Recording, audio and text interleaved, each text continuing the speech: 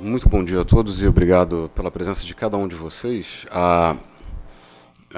O substrato da nossa missão é o ser humano, da nossa missão como profissionais de saúde e como instituição pró-cardíaco. O substrato é o ser humano, a alma humana faz parte disso. Então, é com muita satisfação que eu vejo uma variedade de temas tão grande ser trazida à discussão. Isso enriquece e nos gratifica imensamente. Então, eu deixo aqui meu muito bom dia, as boas-vindas a todos vocês e que tenhamos hoje uma excelente e interessante discussão, ok? Obrigado a todos. Falar pelo microfone. Bom dia, é um prazer estar aqui. Falar sobre amor é sempre muito agradável, mas também não é fácil, porque para cada um de nós, amor representa algo diferente. Então, alguns estudos mostram que bons relacionamentos ajudam a evitar a depressão e outros transtornos psiquiátricos e também doenças físicas, além de contribuírem positivamente para a saúde mental e física dos nossos filhos. Então, esse tema, amor, vem despertando interesse ao longo da nossa história. Platão já fazia uma distinção entre o amor autêntico, que liberta o indivíduo, e o amor possessivo, né, que persegue, que aprisiona o outro. Então, muitas pessoas elas se questionam, né, o porquê de escolhas erradas, de insatisfações nas relações que se repetem ao longo da vida. Também é comum iniciarmos relacionamentos que começam de uma forma satisfatória, mas em pouco tempo a dinâmica do casal se torna destrutiva e eles acabam vivenciando as mesmas insatisfações de relacionamentos anteriores. Né? Isso vem das nossas escolhas. As nossas escolhas amorosas, elas não são feitas por acaso. Nós reproduzimos na vida adulta um modelo de relacionamento que foram registrados na nossa infância. Por isso essa repetição. Então, a ideia hoje é falar um pouquinho sobre o transtorno do amor patológico e de uma forma mais abrangente de amores destrutivos, né? Amor possessivo, amor tóxico, amor dependente. Então, o portador de amor patológico, ele tem um comportamento repetitivo, impulsivo e muito descontrolado, de cuidados e atenção excessivos ao parceiro. Isso normalmente de forma sufocante e, na maioria das vezes, obsessiva. O objetivo é receber afeto. Quando eu recebo afeto, eu tenho uma sensação de bem-estar. E isso diminui os meus sentimentos negativos. Então, com isso, o outro passa a ter prioridade na minha vida. Então, eu deixo de lado outras áreas, outros interesses. Então, é comum ouvirmos, não consigo me concentrar no trabalho, não dou mais atenção aos meus filhos, não falo mais sobre a minha vida afetiva com a minha família, porque eles querem que eu o deixe. Então, a gente abre mão das outras áreas da nossa vida em função desse relacionamento. Por quê, né? Você acredita que ele vai trazer significado, então eu preciso dele para existir. Eu tenho um vazio enorme que precisa ser preenchido e alguém se disponibilizou até naquele lugar. Então, eu me dedico para ele, eu quero viver a vida do outro. As principais características são uma autoestima muito baixa, tem muita impulsividade nos comportamentos, tem ciúmes exagerado no sentido de que a certeza de que alguém lá fora é melhor do que eu, então em algum momento eu vou ser trocada, eu vou ser abandonada. E para evitar esse afastamento, eu controlo, eu quero ter o poder da vida do outro, que gera muita briga. E mesmo ciente de que eu dou mais do que eu recebo, eu quero manter essa relação. Então, quando a gente fala de amores destrutivos, né, eu não preciso necessariamente, a gente em consultório, percebe uma autoestima muito comprometida, mas nem sempre essa impulsividade ou ciúmes exagerado. Eu tenho uma dependência do outro, eu vivo em função do outro, mas eu não necessariamente não apresento todas essas características. A classificação, ela ainda é controversa, porque assim, alguns autores consideram o amor patológico um transtorno isolado que acontece em personalidade vulnerável, com baixa autoestima, sentimentos de rejeição, de abandono, de raiva. Para outros, faz parte do grupo de transtornos de impulso, porque eles apresentam a mesma impulsividade seguidas de culpa e arrependimento, como a gente encontra nos portadores de jogos patológicos, compras compulsivas. E tem um terceiro grupo que classifica o amor dentro de um transtorno secundário a outros transtornos.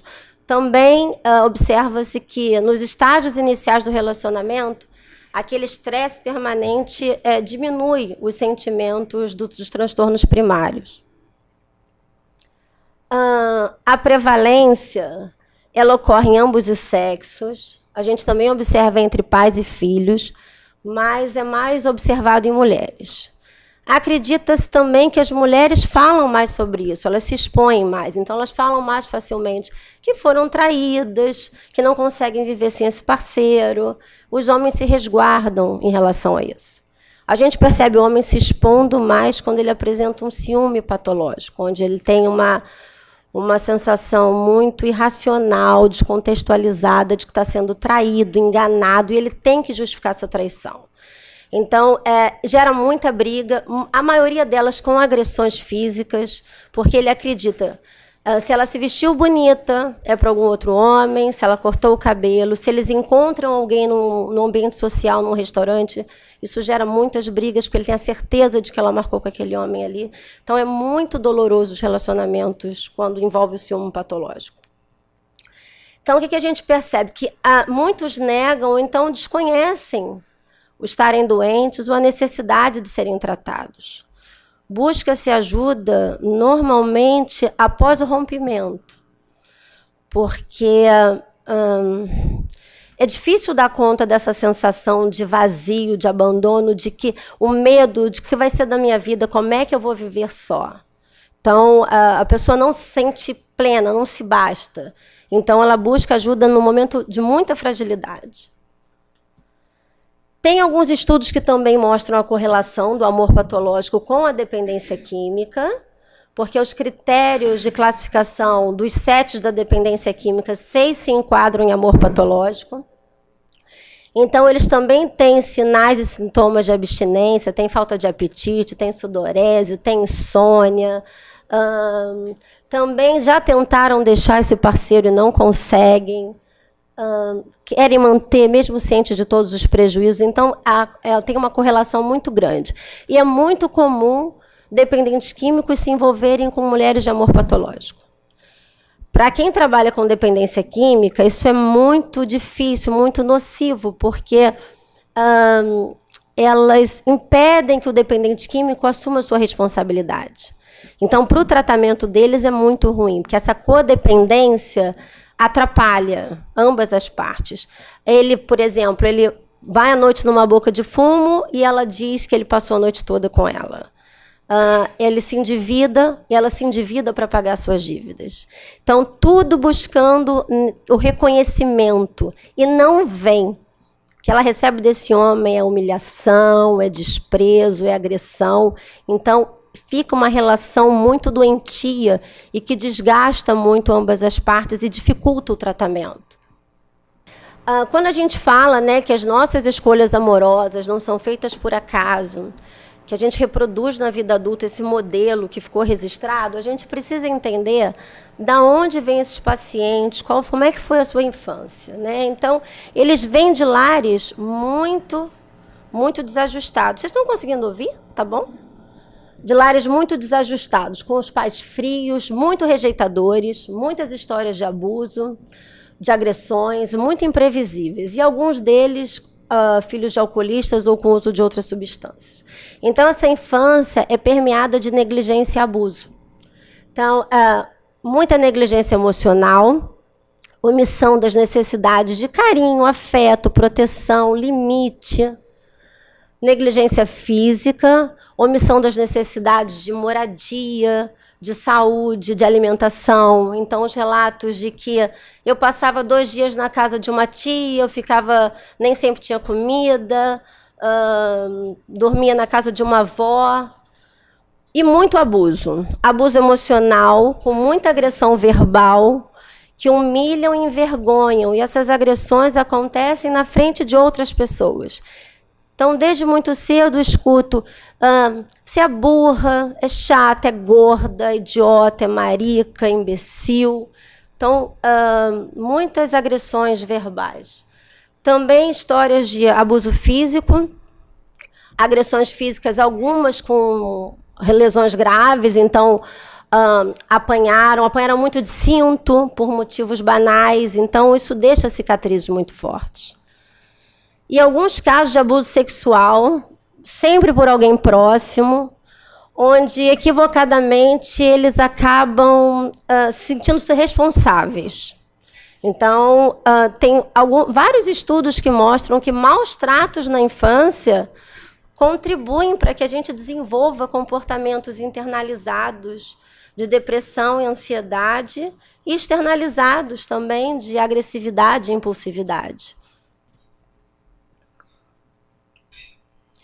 Se eu tenho uma enorme carência de afeto, eu acabo nutrindo um medo muito grande de ser abandonada por esse lar. Eu quero ser aceita. Então, as histórias também vêm de muito de privação emocional, né? Como se eu me anulasse em função de cuidar dos meus pais, da minha família. Então, eles começam a trabalhar cedo, eles ajudam muito em casa. E acaba com isso, na vida adulta, eu desenvolvo um padrão de relacionamento carente-cuidador. Eu trouxe 2 exemplos, 2 casos, você vê isso nitidamente nas histórias, né? Eu tenho uma enorme carência afetiva, eu preciso de carinho, amor e proteção, mas eu cuido de você como ninguém cuidaria. Só que quem eu escolho, né? Eu acabo buscando o mesmo padrão conhecido. Então, é muito, muito fácil esse envolvimento com pessoas muito críticas, alguns abusadores, agressivos, imprevisíveis. E eu não recebo aquilo que eu desejo. Ainda falando sobre isso, né, a gente vai desenvolvendo nas nossas experiências nossas crenças, né? E essas crenças, quando são negativas, elas trazem muito sofrimento na vida adulta. E a gente percebe, esses pacientes, muitas crenças de desamor, né? Não sou amada, desvalor, eu não tenho valor algum para que me ame, e desamparo. Não tenho ninguém que olhe por mim. E quando a gente tem essas 3 crenças muito fortes associadas, a gente tem uma predisposição maior de desenvolver compulsões. E a gente percebe, vê muito em consultórios, pacientes com compulsão alimentar, muito comum, compulsão de compras, compulsão de bebida e também algumas com compulsão sexual. Dentro dessa tríade, né, para a gente entender esse desenvolvimento, né, como o que eu penso vai influenciar o que eu sinto e a maneira que eu vou me comportar, os pensamentos são muito no sentido de eu não sou boa o suficiente para ser amado, então eu não reconheço nada em mim de valor. Isso me gera muita angústia, eles têm uma angústia permanente, muito medo do abandono, raiva, às vezes, pelo seu descontrole ou pelo distanciamento do outro, muitos sentimentos de culpa e rejeição. Para evitar essas emoções, eu acabo me comportando dessa maneira, me doando inteiramente para o outro, me anulando, querendo ter a posse da vida do outro, o que sufoca o outro e acaba gerando muitas brigas. Então, isso traz um enorme prejuízo. A gente percebe as famílias também muito fragilizadas nesses relacionamentos, porque isso respinga de maneira, às vezes, muito intensa em filhos, em pais, em amigos, no trabalho. Então, gera muitas perdas. Se a gente pensar nos relacionamentos de uma forma mais abrangente, nos relacionamentos destrutivos, né, para nós essas escolhas vêm dessa química da atração, né? Eu busco manter esses padrões que foram registrados, né? Então acontece muito mais no nível emocional do que racional. Então, racionalmente, eles conseguem até verbalizar muitas vezes. Eu racionalmente sei que eu deveria terminar com essa mulher. Mas, emocionalmente, eu não consigo ficar longe dela. Então, você precisa trabalhar essas emoções, porque aí sim a gente vai conseguir ressignificar. Então, a dinâmica do casal se torna muito disfuncional e destrutiva, né, para ambas as partes. Eles precisam, né? Qual é o objetivo, né? A gente tem que entender quais são as nossas necessidades, o que a gente está buscando, né? Se eu busco receber afeto, carinho, atenção, cuidado, reciprocidade, se eu estou com alguém que não é capaz de me dar isso, então eu preciso repensar o porquê de estar ali, né? Que memórias estão sendo ativadas para eu me manter naquele ciclo? E de que maneira eu estou agindo? Na maioria das vezes com muita resignação, muita subjugação. Então, quanto mais medo eu sinto e sofrimento, mais eu tenho uma necessidade de alívio e mais eu acabo me comportando de forma muito disfuncional.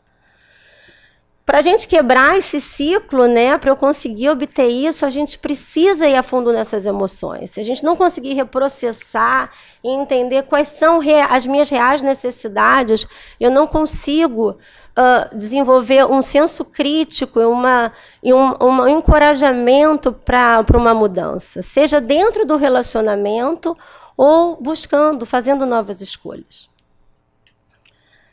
Quanto ao tratamento, né? O tratamento, a gente precisa muito dessa parceria com a psiquiatria, porque às vezes o paciente chega muito depressivo, então a gente não consegue acessar essas emoções que são dolorosas, então precisa da avaliação do psiquiatra para as comorbidades, né? Depressão, ansiedade são as mais frequentes.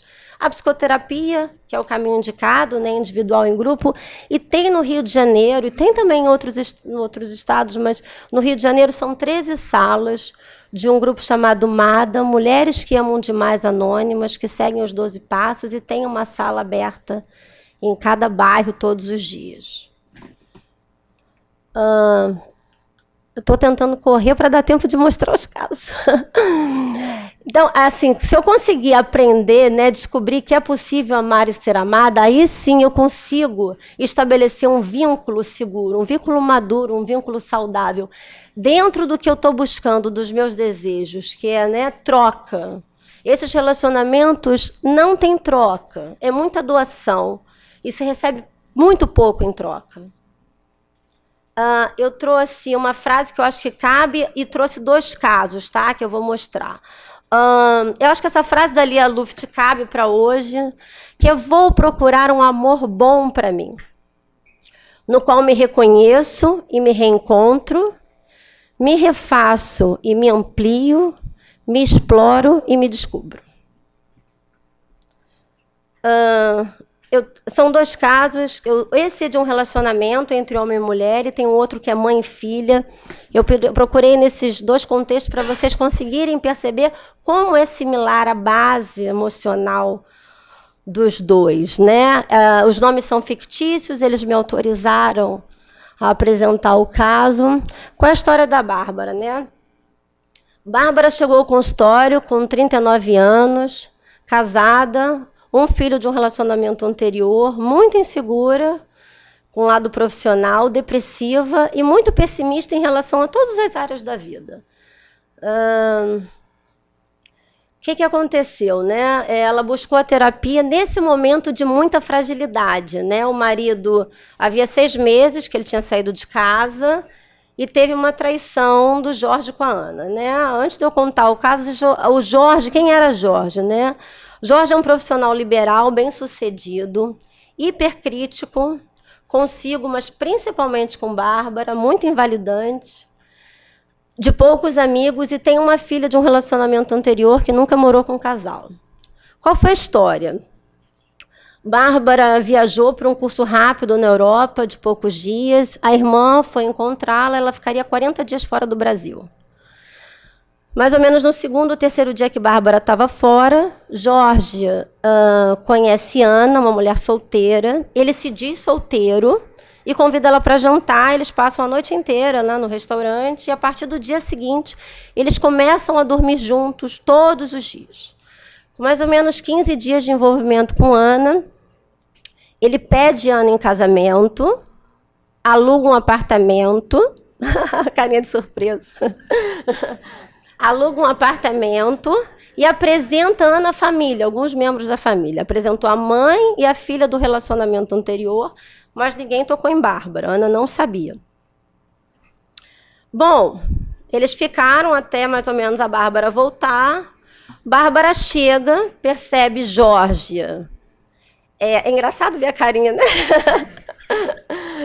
percebe Jorge mais frio do que o habitual, mais frio do que o habitual, mais agressivo do que o habitual, e ela vem de um histórico, eles ficaram juntos 12 anos, ela vem de um histórico de diversas traições. Então, ela já sabia, quando ele estava mais agressivo, tinha algum envolvimento fora. E ela vasculhou e encontrou nas redes sociais, enfim, descobriu Ana. Jorge vai trabalhar, Ana fala para Jorge, tá indo encontrar... Não, a Bárbara falou, você está indo encontrar Ana? Ele se surpreende num primeiro momento, nega, mas em seguida ele confirma a traição, mas não diz como era o envolvimento com Ana. Eles têm uma briga muito feia e Bárbara exige que Jorge rompa com Ana. Passa-se alguns dias, ela não percebe nenhuma mudança e ameaça Jorge de fazer um escândalo no trabalho e de procurar Ana. Bom, ele vai, encontra a Ana, avisa, diz que é casado. Ele tem uma briga muito grande com Ana, que também, a princípio, rompe com ela e ele volta para casa. Quando ele volta para casa, nem Bárbara nem Jorge tocam no assunto. Eles continuam uma vida normal, sem falar sobre o que tinha ocorrido, como eles fizeram em outras traições. Passou algum tempo, pouco tempo, Ana procura Jorge e diz que quer lutar por ele.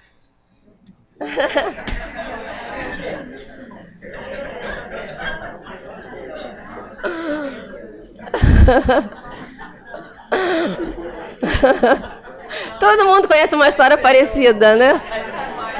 Hã?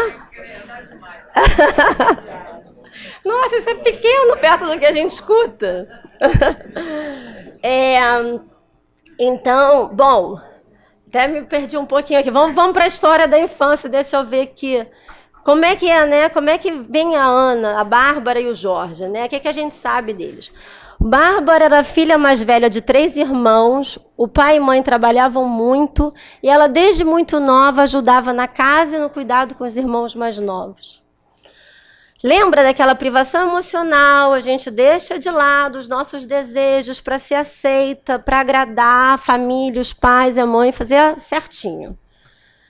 E aí, com 16 anos, ela engravida de um dependente químico. O que o pai faz? Põe Bárbara para fora de casa. E aí, essa sogra acolhe Bárbara. Esse dependente químico não assume Bárbara e nem o filho. E ele tem ela, apesar dela morar na mesma residência, ele tem diversas mulheres e trata ela com muita indiferença. Essa sogra ajuda a cuidar do neném para ela começar a trabalhar. Quando o filho deve ter mais ou menos uns 5, 6 anos, ela conhece Jorge. E Jorge, em pouquíssimo tempo, a pede em casamento. Essa é a história deles, né? Olha como é que ele fez, né? Não sei quantas mulheres ele já pediu em casamento, mas... Bárbara quando ela é pedida em casamento, ela tem uma enorme gratidão a esse homem, porque ele aceitou. Então, ela desenvolve aquele padrão que eu mostrei, carente cuidador. Eu tenho uma enorme carência, eu não me sinto apta a ninguém. Eu me sinto pequena. Então, alguém me aceitou, então ela passa a cuidar de Jorge com uma dedicação plena. E ele, muito crítico, sempre invalidando ela. Então, a dinâmica do casal, eles tinham pouquíssimas atividades sociais, Jorge também não tinha amigos. Eles tinham um enorme distanciamento emocional e físico, muito grande. Eles não conversavam, você vê que passou o ocorrido, eles também não conversavam. Jorge, sempre, ela teve vários, ela fez muitos cursos, se capacitou muito, mas nunca teve coragem de trabalhar, de abrir um negócio, porque tudo que ela mostrava, ele sempre dizia que não era bom o suficiente, ou que estava ruim, ou aquilo que ela falava era besteira. Então, olha como é que a gente busca validação sempre por essa pessoa, né? E a gente não presta atenção no que os outros que estão ao nosso redor. E sexualmente, ele dizia claramente para ela que ela era muito ruim de cama, que ele não tinha interesse nela. Isso, para ela, justificava ele ter várias mulheres na rua. Então, ele tinha várias mulheres. O que ela não aceitava é ele ir embora, né? Ele não podia deixá-la. Mas ter mulher fora, Eles tinham sempre, então, a história de muita traição e muitas brigas também em função dessa traição. Isso era mais ou menos o modo como eles funcionavam. Como é que eram mais ou menos? Quando a gente fala em esquemas, nessas estruturinhas nossas que a gente organiza, onde estão os nossos pensamentos mais profundos, as nossas crenças e as nossas distorções, né? Vocês vão perceber, esse caso é de um casal, mas o próximo, que é mãe e filha, essa estruturinha básica se repete, que é muito comum dos relacionamentos destrutivos. Esse principal dessa sensação de abandono, né? Ainda que ele tivesse tido um amor na vida dele, na infância, não foi suficiente para atender os seus desejos. Na maioria desses relacionamentos destrutivos, eles não receberam amor. Então, eles têm muito essa fragilidade, essa sensação de que, a qualquer momento, eu vou ser largada. Isso puxa uma subjugação, uma sensação de que eu sou menor, eu sou defeituosa, e eu acabo criando uma dependência desse outro. Também a dependência financeira, não só emocional. Né? A privação emocional, que a gente já falou, a busca de reconhecimento, que acabou gerando em Bárbara, diferente da subjugação, uma subserviência. Porque a subjugação vem baseada naquele medo do abandono. Mas a subserviência é eu atender tudo, todas as expectativas do outro. Ela também tinha um pessimismo muito grande, então os aspectos positivos eram minimizados, ela não via nenhum valor, que ficava muito ansiosa e depressiva também por conta disso. Então, quais foram os objetivos, né? Primeiro, a gente tinha que desenvolver em Bárbara esse senso de self, né? Dela conhecer a si mesma, para que ela conseguisse ter uma visão mais realista sobre ela e sobre o relacionamento que ela vivia com Jorge. Reforçar seus valores, né, para a gente conseguir melhorar a autoestima, a autoconfiança de Bárbara, que ela tinha muito valor, inclusive profissional, mas ela se sentia muito incompetente, muito pouco preparada, né? Ela tinha uma certeza de que ela precisava de Jorge para direcionar a sua vida. Foi muito interessante expressar a raiva do pai, a gente faz algumas técnicas vivenciais, de imagem, e ela precisou voltar e expressar essa raiva do abandono do pai ter colocado ela para fora de casa. Isso foi uma virada no tratamento para que a gente conseguisse fortalecer o lado saudável, né? Ela conseguiu entender que ela funcionou, até ali foi o melhor que ela pôde dar de si, mas que ela podia dar uma virada, ela podia ter um novo tipo de vida. Então, fortaleceu muito o lado adulto saudável dela. E, gradualmente, ela foi aprendendo a lidar com o fato de estar sozinha, né? Tolerar a desaprovação, ele era muito hipercrítico, e a gente também trabalhou as outras atividades. Lembra os prejuízos nas outras áreas? Eu não tenho amigos, eu vivo em função dos amigos dele, eu não me dedico tanto ao trabalho. Então, foi muito importante para que a gente conseguisse dar outros nortes, outros rumos na vida de Bárbara, né? E o transtorno distímico, como eu falei, para que a gente conseguisse ela ter uma visão de futuro melhor, a medicação já foi ótima para isso.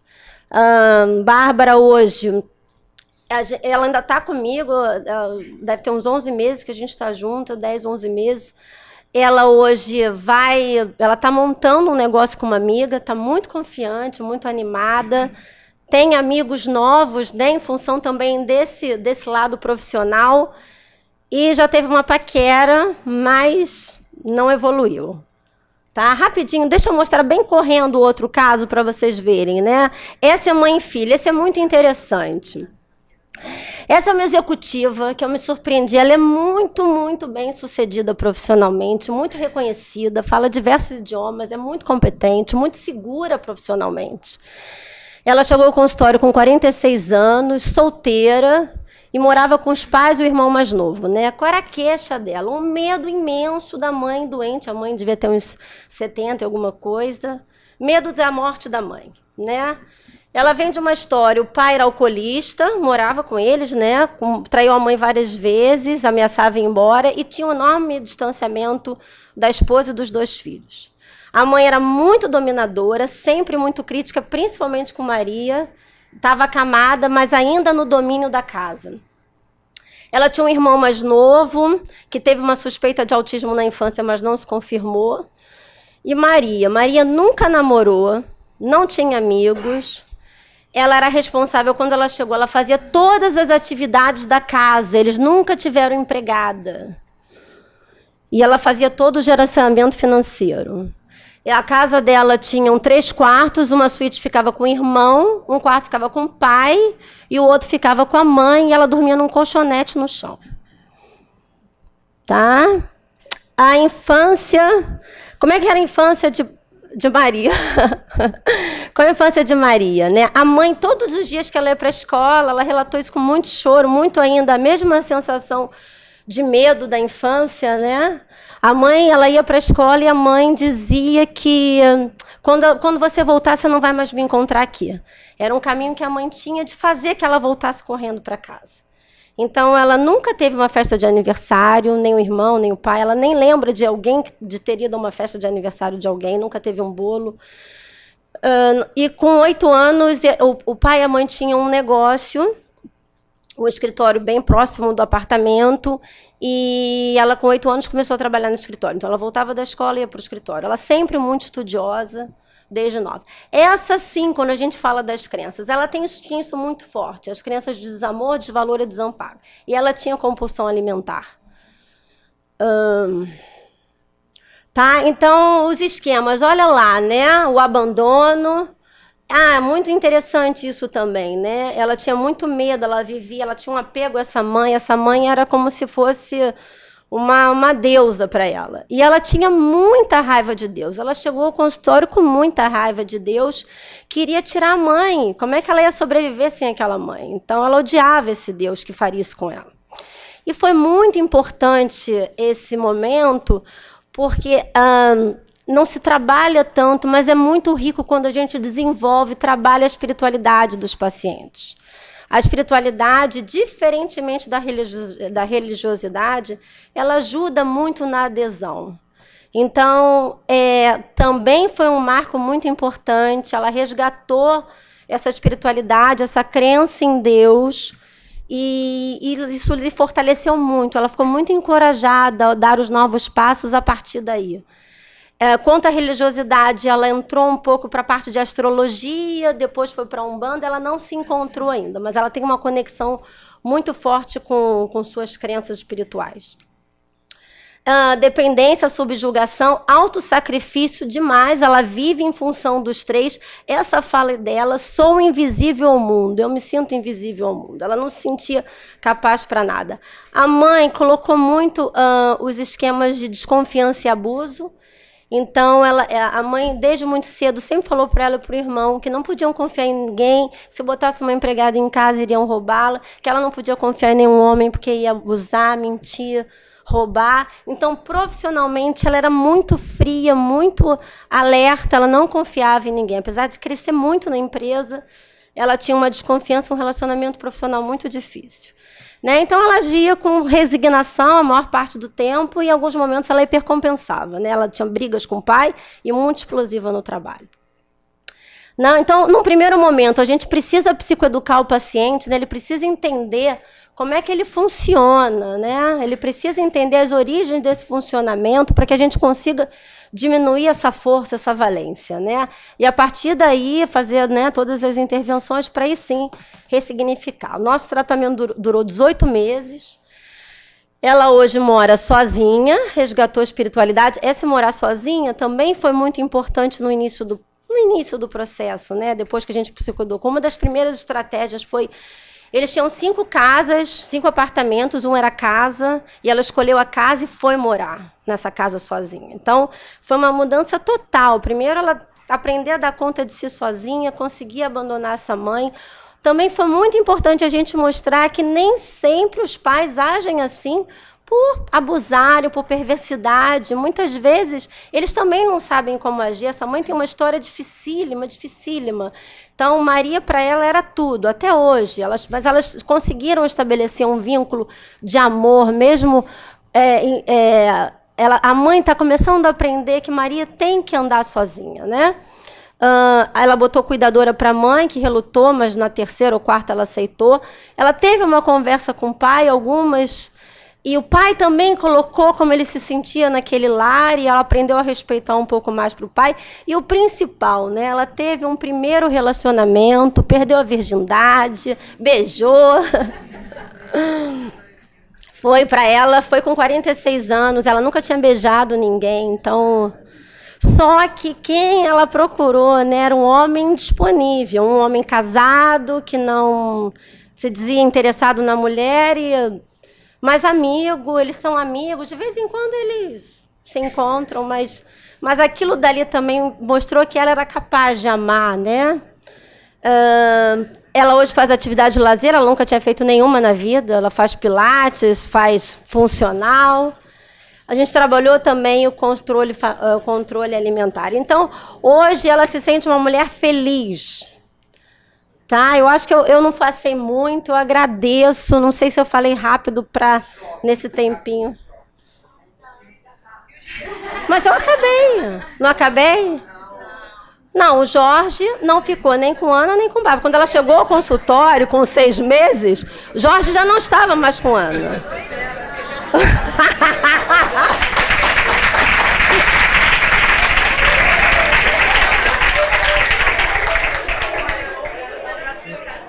Quando fui convidado, pensei, mas sobre o que eu vou falar, né? É um assunto que é extremamente amplo e extremamente desconhecido, né? Apesar de que a Sani mostrou para a gente o quanto já se avançou a respeito do sentimento de amor, de carinho, mas é que, na verdade, todos nós sabemos que, pensando friamente, viver com alguém é quase um mau negócio. Dá muito trabalho. Exige concessões, exige que a gente se flexibilize. Então, não é doença, mas é difícil. É aquela coisa, temperatura todo mundo tem, quando passa de 37,5 é febre. E quando a gente se apaixona, e aí eu vou precisar definir o que a gente entende por paixão, né? Muitas vezes, na paixão, a gente se descontrola, abre mão das nossas vidas, começa a cuidar do outro de uma forma que aí sim é 37,5, é patológica. Casar é só difícil.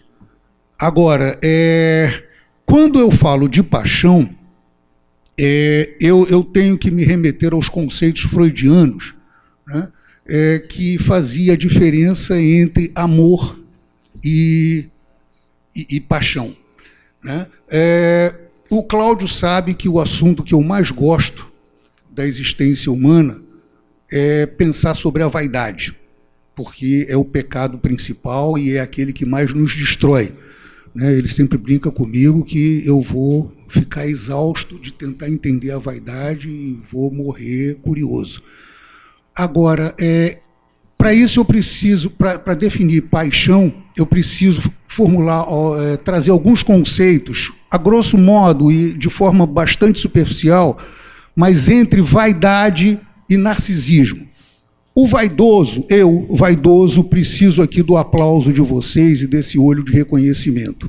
O narcisista é aquele indivíduo onde vocês não existem. O que existe é a delícia de ouvir o som da minha própria voz.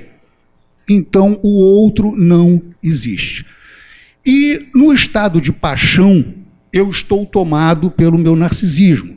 Então, eu inventei que você, que é o objeto da minha paixão, é tudo aquilo que eu espero que você seja. Não importa quem você é. E, então, eu acabo me relacionando com uma pessoa que não existe. Quando essa pessoa passa a existir, teoricamente, isso vira amor. E enquanto eu estou apaixonado, né, eu estou vivendo quimicamente no meu cérebro uma situação muito semelhante a uma inundação de anfetamina. Né? A feniletilamina, que é considerado o neurohormônio da paixão, né, ele promove uma sensação de bem-estar, um prazer imenso, né, quando eu estou apaixonado. E quando eu estou longe do meu objeto de paixão, né, eu começo a sentir abstinência, como a Sani descreveu. Eu começo a ter taquicardia, eu tenho sudorese, eu tenho todos os sintomas de abstinência. E no amor patológico é, de fato, quase que uma dependência química, né? Uma dependência química de feniletilamina. Eu acho que todas as pessoas que padecem de amor patológico deviam ser gordas, porque o chocolate tem muita feniletilamina. Então, quando o objeto da minha paixão está distante, eu como muito chocolate. Isso é muito comum, eu não sei se vocês observam isso na clínica, mas acontece frequentemente. E, no meu entender, eu estou tentando falar rápido e levantar algumas questões, porque é muita coisa que a gente pode conversar sobre isso. No meu entender, existe uma grande dificuldade para tratamento, que é a grande negação que existe, como a Sani falou, né? Porque uma pessoa apaixonada, assim como um drogado, né, ele está vivendo sempre uma esperança de que o outro vai ser aquilo que eu quero que ele seja, ou eu vou conseguir, e aí entra o meu narcisismo, né, fazer do outro aquilo que é bom para ele, né? E é curioso, na medida em que são predominantemente mulheres, e eu concordo muito com a Sani, os homens também são acometidos, mas tem constrangimento em dizer, e é por isso que talvez seja também predominantemente em mulheres a questão do amor patológico, porque a gente vive num mundo machista, né? A cultura faz com que a mulher busque uma relação e uma complementariedade onde ela solteira é mal vista socialmente, ela sozinha não é uma pessoa tão bem vista e, consequentemente, ela acaba procurando fazer qualquer negócio para ter um parceiro.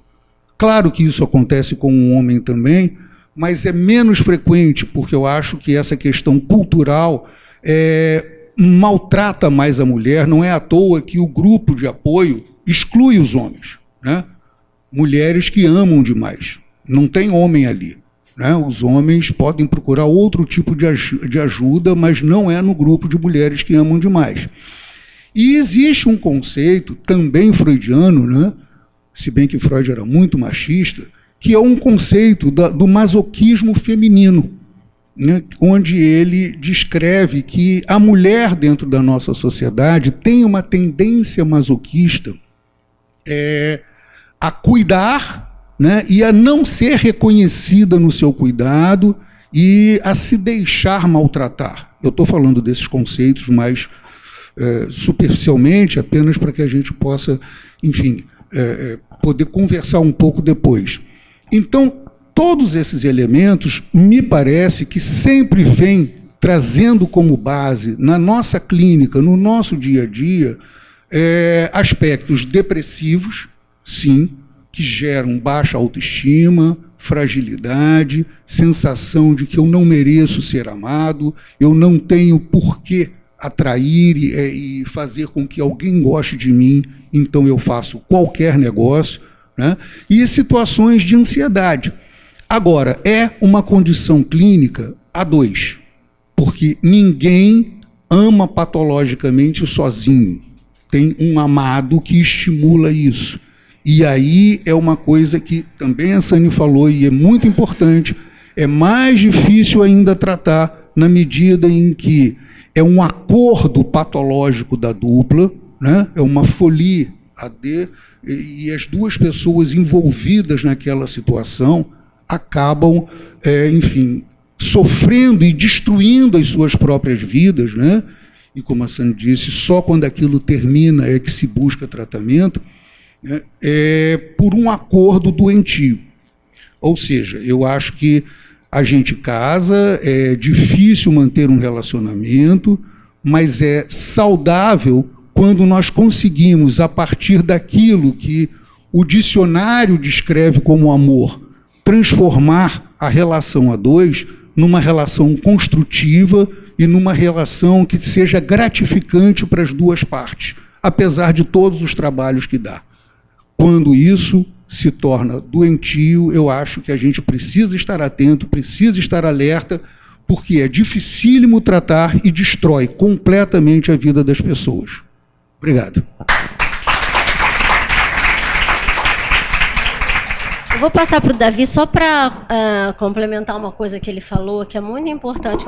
Os homens não deixam a gente trazer os relatos, eles nunca autorizam. Mas a gente vê muito em consultório os homens com essa dependência amorosa. Eles têm muita compulsão sexual, é uma coisa que está sempre muito presente. Então, os relatos...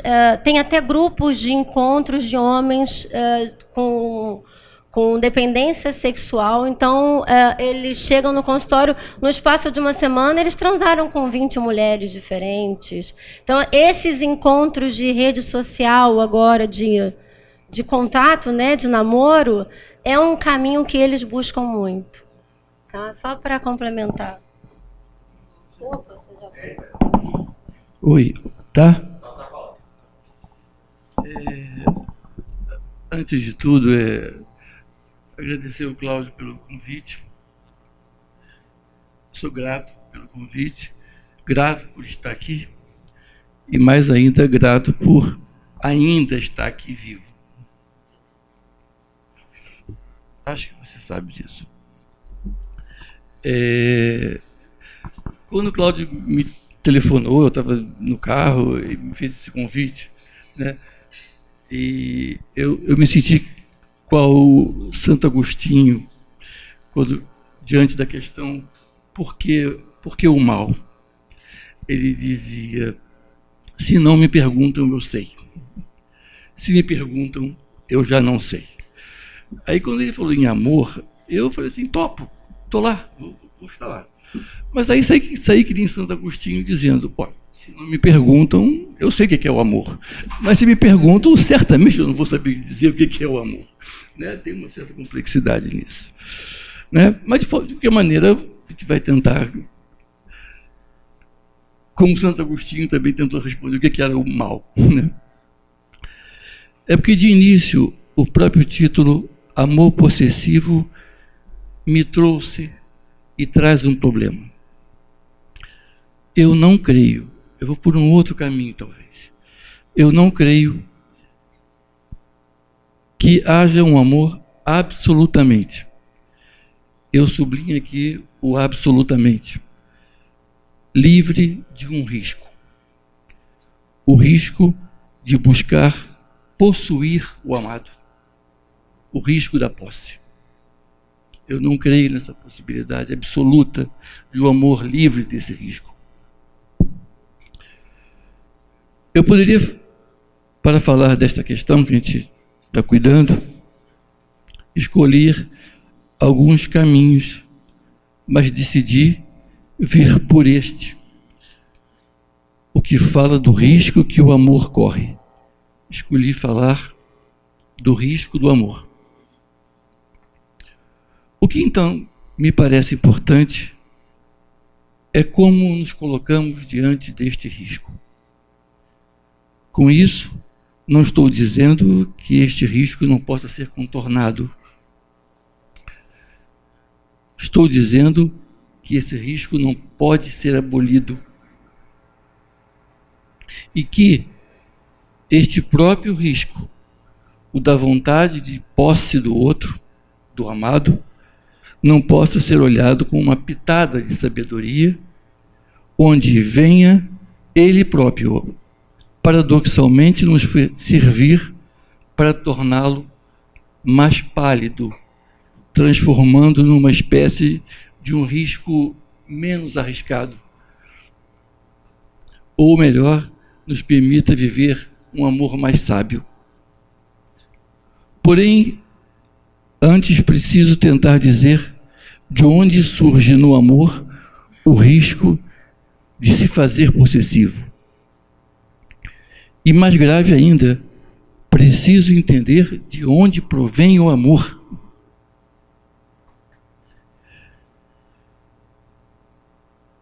Por que será que o amor, entre aspas, permite que em suas vísceras possa habitar este risco de possuir o amado? Ou seja, não entenderei de onde provém o possessivo do amor, sem buscar compreender de onde brota o amor. Até porque amor possessivo não é prova de amor. Sintomaticamente, a própria palavra posse, ou se quiser possessivo, carrega um fracasso e uma fragilidade no próprio gesto.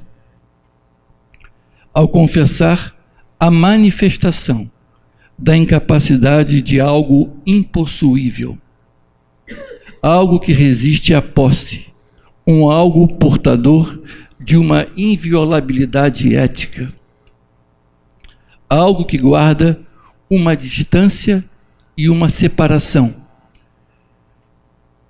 da própria intenção possessiva. Este algo, passo a chamá-lo agora pelo próprio nome. Esse algo é o outro. O outro é absolutamente inviolável. O amor, então, nasce e germina no terreno da intransponível distância entre as almas. Ele nasce da distância e de uma separação entre as almas. O patos do amor brota de uma separação insuperável entre os amantes.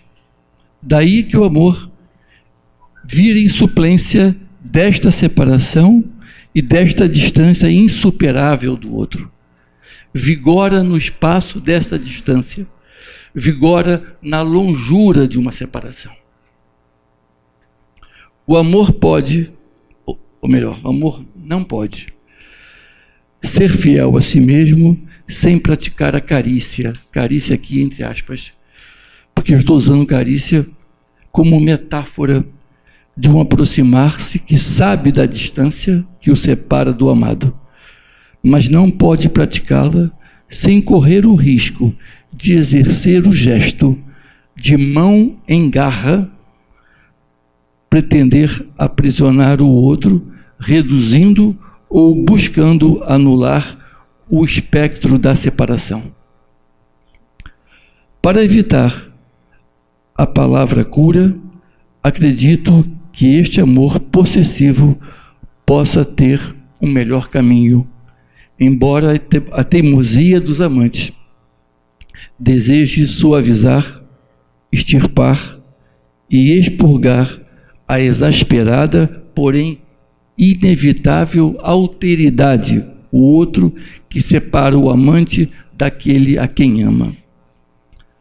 Ao fim, uma pequena observação.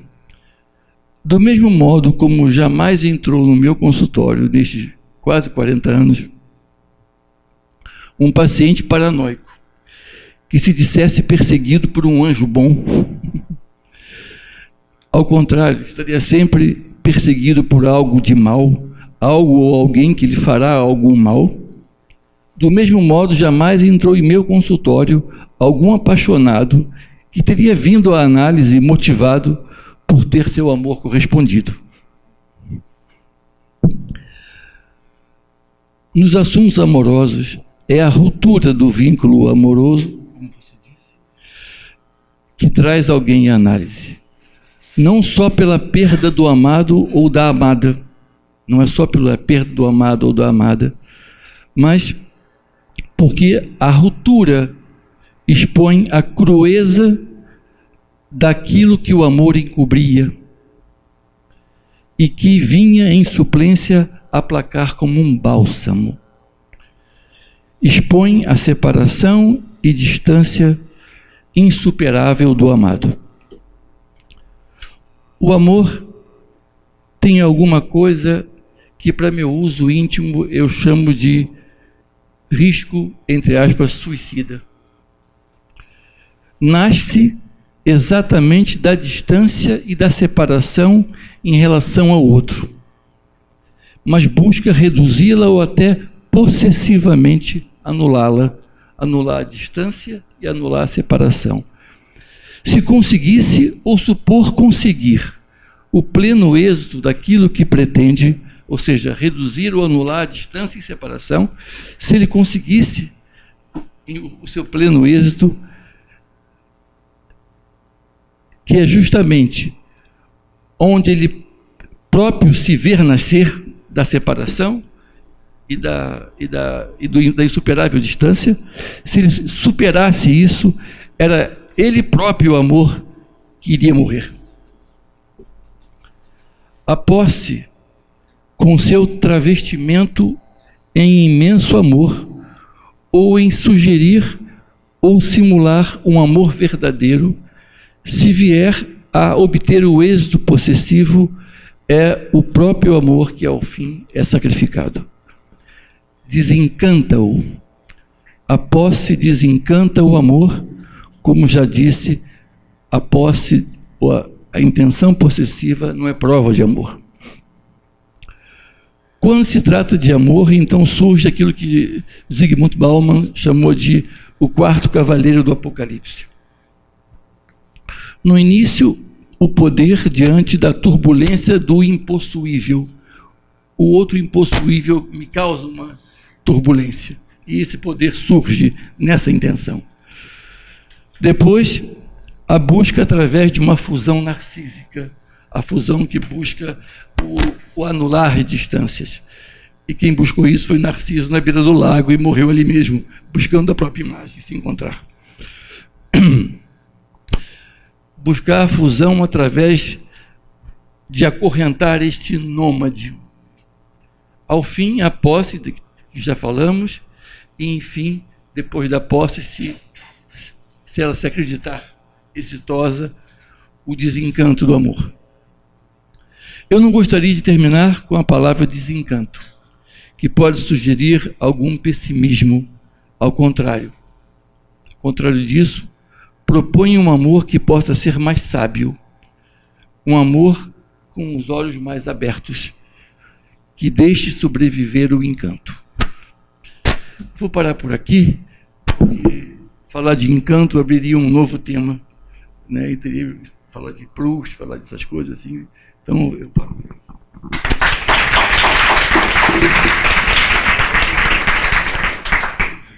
Alguém da plateia quer fazer algum comentário, doutor Vivaco?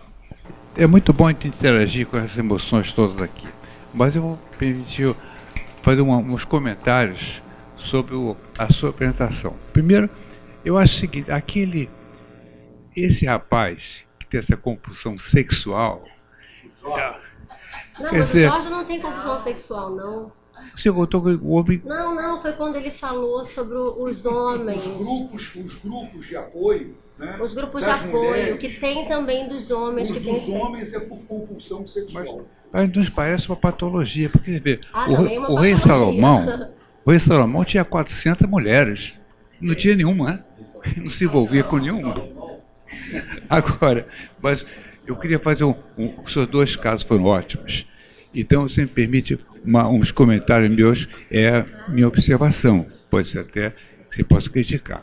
Mas o primeiro caso, aquele rapaz, veja só, filho de um pai militar, assim, repressor, seguindo ordens, uma mãe submissa, que talvez possivelmente tenha dado chance de exteriorizar um pouco de afeto, mãe-filho, filho-mãe, que é muito importante. E você vê que ele levou a vida toda dele, que ele, me parece, né? Quer dizer, mudando de afetos, buscando outras ocasiões, mas ele não conseguiu o que ele queria, que era a expressão afetiva da mãe. Talvez um dia, se ele tivesse uma melhoria nesse sentido, seria bom para ele. Agora, isso depende muito de insights, né? Muita terapia. Agora, aquela moça, você pensa o seguinte, ela foi rejeitada pelo pai, né? Quer dizer, você sabe que, teoricamente, o primeiro namorado de uma moça é o pai.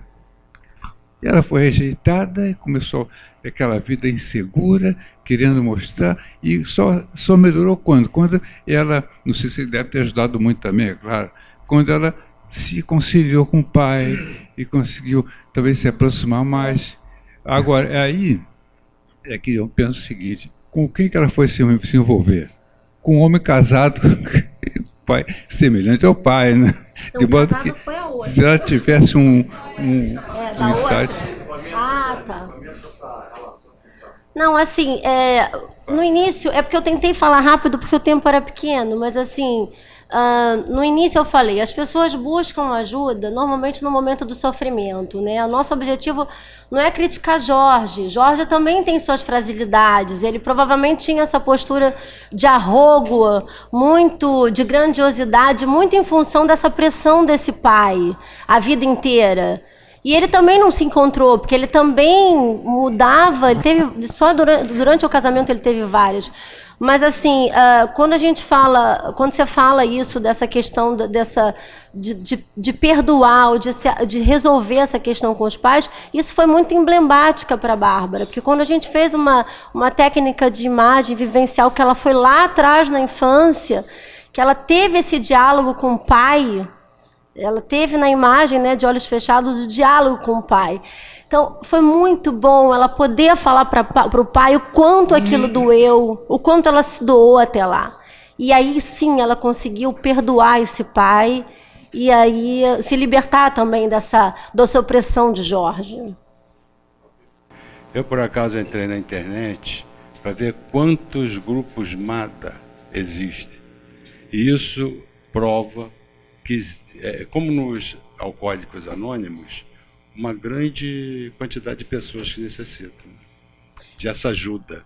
Desculpa, então, até te interromper a pergunta, aproveitar essa questão do MADA, né? Eu já trabalhei com esses dois grupos. Eu fiz um trabalho durante muitos anos na Santa Casa, atendendo as mulheres do grupo do MADA. Era um trabalho voluntário, porque o padrão do MADA é de muito envolvimento com psicopatas. Então, as histórias são muito pesadas, de muita agressividade nesses lares. Elas apoiam, por exemplo, tem vários, mas assim, uma mulher, uma casada também, ela colocou na varandinha, lavou a roupa e colocou aquele varal de chão na varanda do apartamento, e lá estava a calça jeans desse homem. E quando chegou em casa, ele quis usar a calça jeans, viu molhada, pegou a calça jeans. Isso é um caso pequeno, tá? Ele bateu muito nela com a calça jeans, muito, com a calça jeans molhada, dizendo que ela era uma burra, como é que ela lavou naquele dia, enfim. E ela chegou na sessão contando a história e validando. Nossa, Sani, como eu sou burra, né? Como é que eu não percebi que o tempo ia virar? Então, elas reforçam muito, elas se sentem merecedoras das humilhações e do que eles fazem com ela. Só para falar como é o MADA, tá? Porque Pois não. Eu queria, então, continuar falando brevemente o seguinte, que Freud tem um estudo que é Contribuições à Psicologia do Amor, em que ele apresenta 3 artigos muito interessantes.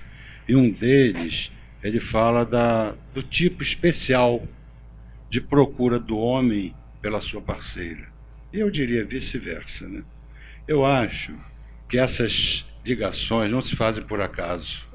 São buscas não são feitas de por necessidades, dessas necessidades infantis não resolvidas, neuróticas ou até de maior gravidade, e que essas apresentações excelentes me lembraram o discurso político de Etienne de Leboté, da servidão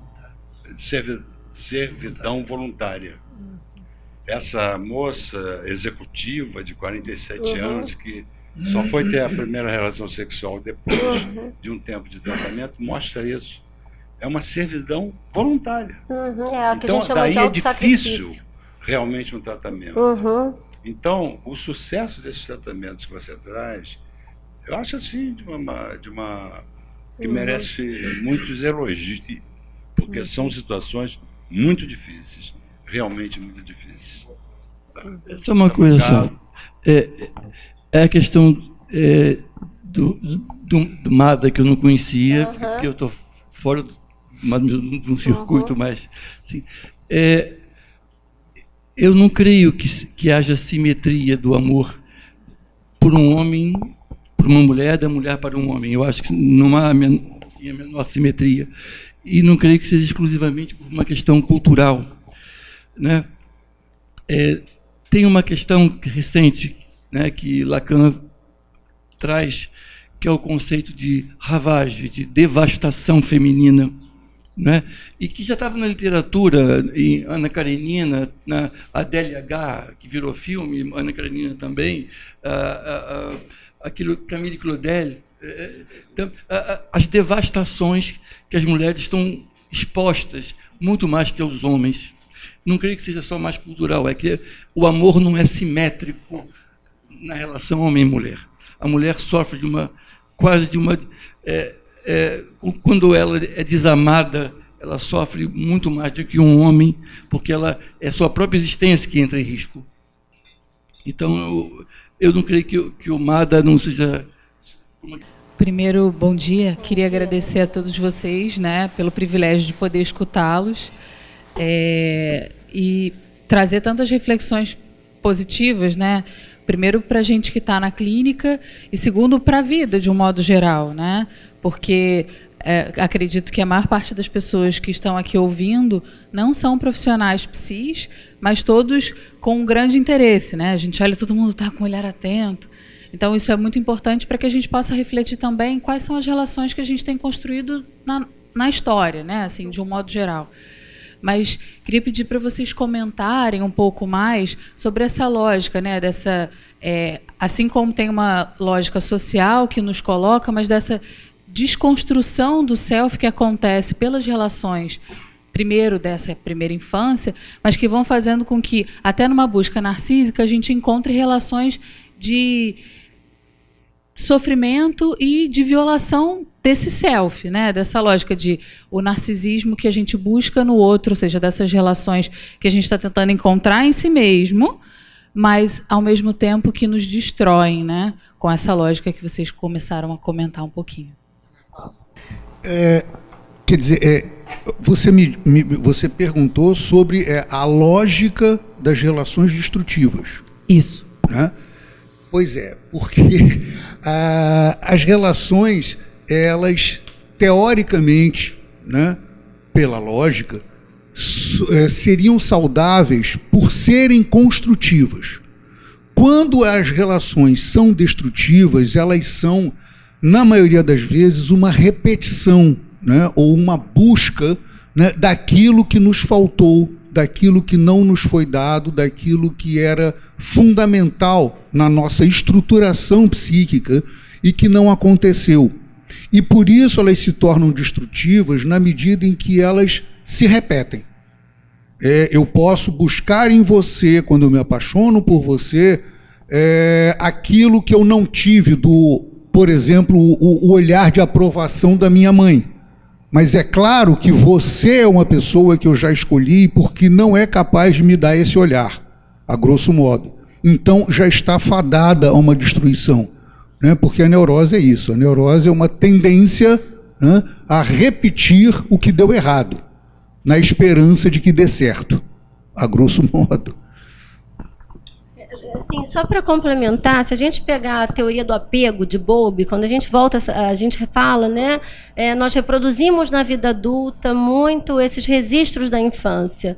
Todos nós. Então, a gente está falando, tudo que eu mostrei ali, eu mostrei o lado que é penoso, né, desadaptativo, que a gente chama, né, mas ela tem um outro lado muito funcional, todos nós temos.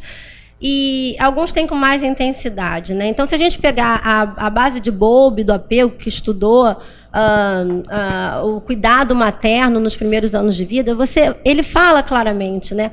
Amor é fundamental para que a gente se estruture numa base segura. O nosso chãozinho que a gente vai levar para a vida toda tem que ter amor.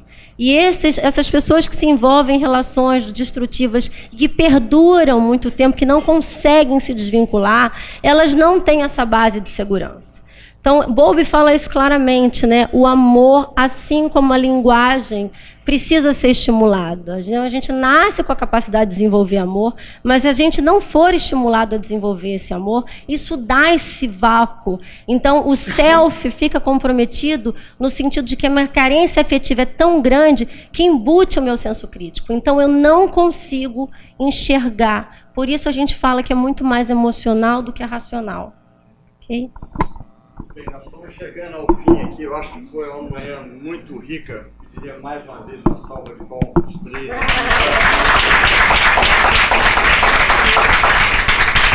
bom agradecer aí. Um dia com muito amor para todo mundo. Parabéns. Saudável.